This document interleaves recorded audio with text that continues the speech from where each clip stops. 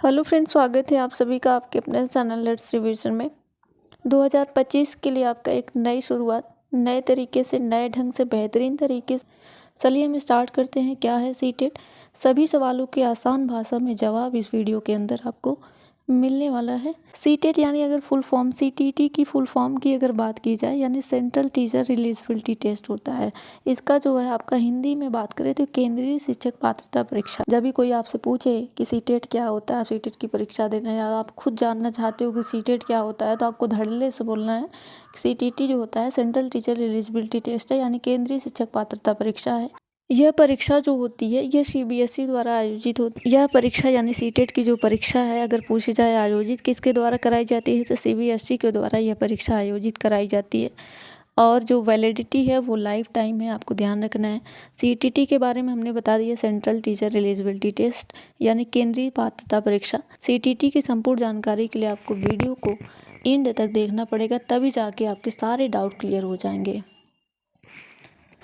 कुछ भी बताने से पहले मैं थोड़ा सा आपका एक डाउट क्लियर कर देती हूँ। सीटीटी की जो परीक्षा होती है, इसका एग्ज़ाम एक बार पास करने के बाद आपको फिर से एग्ज़ाम देने की कोई ज़रूरत नहीं है। इसकी जो वैलिडिटी होती है वो लाइफ टाइम होती है। इस चीज़ को आपको ध्यान रखना है। एक बार सीटेट निकल गया फिर से आपको यहाँ पे देना नहीं है। कि कौन दे सकता है आपका ये सीटीटी का एग्ज़ाम? तो वो सभी लोग दे सकते हैं जो लोग जो है डिप्लोमा यानी जो है डिप्लोमा डिग्रीधारी हैं, यानी आप बोल सकते हैं यहाँ पे बीटीसी किए हों, जिसको आप क्या बोला जाता है, डीएलएड बोला जाता है, या फिर बीएड किए हों, वो सभी लोग जो है इस परीक्षा को दे सकते हैं। बीएड या बीटीसी आपका होना चाहिए, देन आप सीटेट का एग्ज़ाम दे सकते हैं। तो प्राइमरी स्तर पर बात किया जाए तो सीटेट परीक्षा जो कि कक्षा 1 से 5 तक के लिए आवेदन करने वाले शिक्षकों के लिए आयोजित की जाती है। इसमें विषय जो होते हैं वो आपके 5 विषय शामिल होते हैं। बाल विकास होता है, बाल विकास, साथ साथ शिक्षा शास्त्र, भाषा वन या हिंदी आप ले रहे हैं या आप संस्कृत ले रहे हैं, ये डिपेंड आप पे करता है। भाषा वन में हिंदी हो सकता है, आपका संस्कृत हो सकता है, इंग्लिश हो सकता है, एक ही भाषा आपको यहाँ पे चूज करना है। भाषा 2 में आपका वही है, या आप हिंदी लें, संस्कृत लें, अंग्रेजी लें, वो डिटेल में सारा चीज़ें यहाँ पे बताएंगे। और गणित आती है और ईवीएस आता है, इसी को पर्यावरण अध्ययन बोला जाता है, एनवायरमेंटल स्टडी बोला जाता है। यह पेपर प्राथमिक स्तर के लिए आवेदन करने वाले सभी उम्मीदवारों को देना होगा। परीक्षा के लिए जो आवंटित समय अवधि जो होती है वो 2.5 घंटे की होती है। इसमें आपको जो है 150 प्रश्न होंगे। इनमें से प्रत्येक के लिए आपका 1 अंक होता है। इस चीज़ को ध्यान रखना, नकारात्मक अंक कोई भी नहीं होता है। इस ग्राफ से आपको चीज़ों को यहाँ पे समझना है। ये प्राइमरी लेवल के लिए है। सबसे पहले मैं बता दूँ, पेपर के लिए आपको 2.5 घंटे का समय यहाँ पे आपको मिलेगा। सीडीपी की मैं बात कर लूँ, यानी आपका शॉर्ट में इसको सीडीपी बोला जाता है, यानी बाल विकास एवं शिक्षा शास्त्र, यानी pedagogy, child development and pedagogy. कितने क्वेश्चन रहते हैं? 30 क्वेश्चन रहते हैं। कुल अंक कितने रहते हैं? 30 रहते हैं। समय आपको 30 ही मिनट मिलेगा, यानी इस पर ज़्यादा समय देते हैं तो अदर आपका छूट जाता है। तो इस चीज़ को आपको ध्यान रखना है। यानी 30 क्वेश्चन है, 30 ही मिनट आपको यहाँ पे देना है। ये लोग जो है भाषा 1 और भाषा 2 को नहीं समझ पाते हैं और वो गलत कर देते हैं। ध्यान आपको ये देना है कि भाषा 1 में आपने कौन सा सब्जेक्ट लिया है और भाषा 2 में कौन सा सब्जेक्ट आप लिए हैं। ये चीज़ आपको यहाँ पे ध्यान रखना है। अगर भाषा 1 में हिंदी है तो आपको हिंदी करना है। अगर भाषा 2 में आपका संस्कृत है या इंग्लिश है तो आपको उस चीज़ को करना है। तो भाषा 1 आपका 30 क्वेश्चन, 30 मार्क का, 30 क्वेश्चन आपका सेकंड में भी आता है और वही 13 नंबर का आता है। गणित के आपके 30 क्वेश्चन होते हैं, जिसमें से 15 आपका पेडागोजी, 15 आपका यहाँ पे सवाल लगाने के लिए आता है। तो जो है कुल अंक 30 नंबर के रहते हैं। पर्यावरण, इसको जो है ईवीएस बोला जाता है। शॉर्ट में कितने प्रश्न रहते हैं? 30 प्रश्न रहते हैं।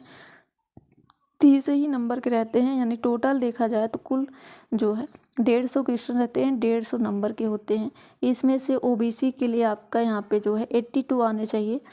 अगर आप जनरल के लिए हैं तो कम से कम आपका यहाँ पे 90, एटलीस्ट 90 तो होना ही चाहिए, तब आप जो है पास होंगे। तो आई होप प्राइमरी लेवल के लिए ये सारी चीज़ें आपको समझ आए होंगे।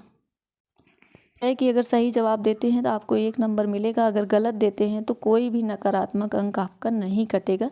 इस चीज़ को आपको माइंड में बैठाना है।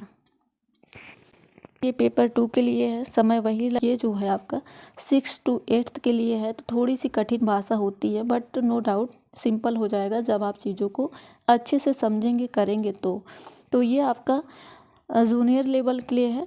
तो यहाँ पे बाल विकास का CDP का सेम वही 30 क्वेश्चन आता है, 30 नंबर का, 2.5 घंटे का आपको समय देना होगा। भाषा 1 में आपका हिंदी संस्कृत जो भी है 30 क्वेश्चन 30 नंबर का। भाषा 2 में आपका संस्कृत है या फिर इंग्लिश है तो उसके लिए 30 क्वेश्चन रहेंगे। जो सब्जेक्ट पे ज़्यादा अच्छा आपको पकड़ है वही आपको यहाँ पे चूज करना है। अगर हिंदी अच्छी है हिंदी लेना है, संस्कृत अच्छा है संस्कृत लेना है, इंग्लिश अच्छा है तो इंग्लिश लेना है। तो डिसाइड आपको करना है कौन सी भाषा पे आपका ज़्यादा पकड़ है, ज़्यादा अच्छा है। तो यहाँ पे 30 क्वेश्चन 30 नंबर के हो जाते हैं। अगर आप आर्ट्स से हैं तो आपको सामाजिक अध्ययन करना होगा। अगर आप साइंस से हैं तो आपको गणित एंड विज्ञान करना होगा, जिसके 60 क्वेश्चन होते हैं, 60 नंबर के होते हैं। इसमें आपका 30-30 डिवाइड होता है, यानी 30 आपका मैथ से आ जाएगा और 30 आपका साइंस से आ जाएगा, यही 60 टोटल हो जाएंगे। अगर आर्ट्स से हैं तो आपका ये सामाजिक अध्ययन करना होगा, 60 क्वेश्चन होंगे, जिसमें से आपको 60 जो है यहाँ पे नंबर मिलेंगे। तो टोटल जूनियर लेवल के लिए भी आपका टोटल क्वेश्चन 150 होते हैं और 150 अंक के होते हैं। जैसे यहाँ पे कवर हो गई कि आप चीज़ों को समझ गए। फिर भी अगर कुछ आपको लगता है कि डाउट है तो आप कमेंट बॉक्स में पूछ सकते हैं, आपको रिप्लाई तुरंत वहाँ पे मिलेगा। एग्ज़ाम जो है ऑनलाइन होता था, अभी ऑफलाइन हो गया है। 2-3 साल से ऑफलाइन ही आपका एग्ज़ाम हो रहा है। ईयर में आपका 2 बार एग्ज़ाम होता है, 6-6 महीने पे आपका एग्ज़ाम 2 बार होता है। यहाँ पे ध्यान रखना है। 2.5 घंटे का समय मिलता है आपको। 150 क्वेश्चन रहते हैं, इसको हमने बता दिया 150 मार्क्स से रहते हैं। कम से कम आपका 90 नंबर आना ज़रूरी है। तो 90 नंबर आ गए तो आप पास हो जाएंगे। OBC हैं तो आपका 82-83 नंबर पे पास है, इसमें कुछ बताने की ज़रूरत है नहीं। पेपर के लिए क्या चीज़ें पढ़ना चाहिए, तो पेडागोजी के पोर्शन तैयार करना चाहिए, MCQ तैयार करना चाहिए, इससे आपका एग्ज़ाम आराम से हो सकता है। Positive and negative tag word हैं और सिलेबस को अगर एक बार अच्छे से पढ़ लेते हैं, 4 महीना 3 महीना अच्छे से सिलेबस अगर कवर कर लेते हैं तो अच्छे से आपका नंबर जो है वो आ सकता है। इस वीडियो में, छोटे से वीडियो में संपूर्ण जानकारी तो नहीं हो पाई, बट नो डाउट आपका सारे डाउट यहाँ से क्लियर हो गए होंगे। पेपर 1 के लिए आपका परीक्षा का जो मोड है वो क्या है, ऑफलाइन है, MCQ बेस्ड है। अंग्रेजी और हिंदी आपका यहाँ पे, अंग्रेजी और हिंदी दोनों माध्यम में आपका पेपर आता है। पेपर 2 में सेम वही चीज़ें हैं, आपको यहाँ पे परेशान होने की कोई ज़रूरत नहीं है। फिर भी अगर कोई भी सवाल आपका बचता है तो कमेंट बॉक्स में पूछ सकते हैं। चैनल पे नए हैं, चैनल को सब्सक्राइब कर दीजिएगा, वीडियो को लाइक कर दीजिएगा। मिलेंगे किसी नेक्स्ट पार्ट में। Thank you so much.